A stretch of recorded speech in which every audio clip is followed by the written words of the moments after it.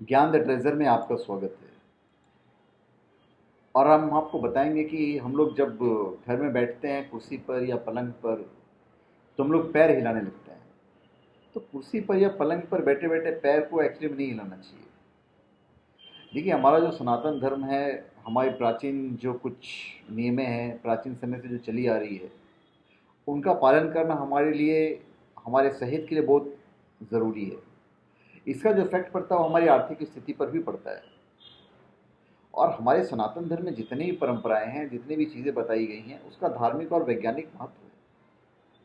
और हमारे ज़िंदगी के जो हम जीते हैं, तो छोटी छोटी बहुत सारी ऐसी बातें हैं जो सामान्य कार्य हैं, उनसे बहुत सारी काम जो होते हैं वर्जित होते हैं। जैसे हम नाखून काट रहे हैं, तो दांत से नाखून को नहीं काटना चाहिए। बहुत सारी बातों का संबंध हमारे सुख समृद्धि से होता है। अक्सर घर के वृद्धजन हमें मना करते हैं कि यार बैठे बैठे पलंग पे पाँव मत हिलाओ, कुर्सी पे बैठे बैठे पाँव पाँव मत हिलाओ। वैसे बात तो बड़ी समान सी है, लेकिन इसके पीछे धार्मिक कारण है, वैज्ञानिक कारण है। स्वभाव और आदतों का प्रभाव हमारे भाग्य पर भी पड़ता है।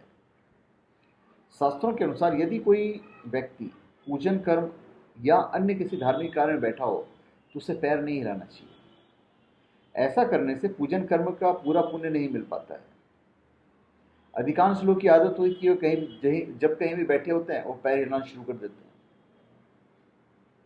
इससे धन का नाश होता है। पैर को हिलाते रहने से धन की देवी महालक्ष्मी की कृपा प्राप्त नहीं होती है।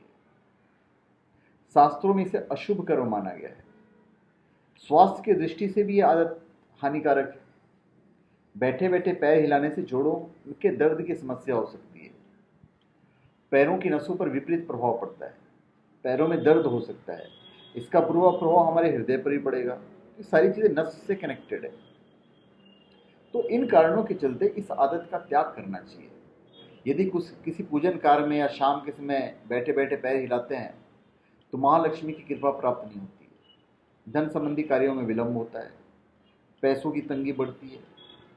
वेद पुराण के अनुसार शाम के समय धन की देवी लक्ष्मी, महालक्ष्मी पृथ्वी पर भ्रमण पर रहती है।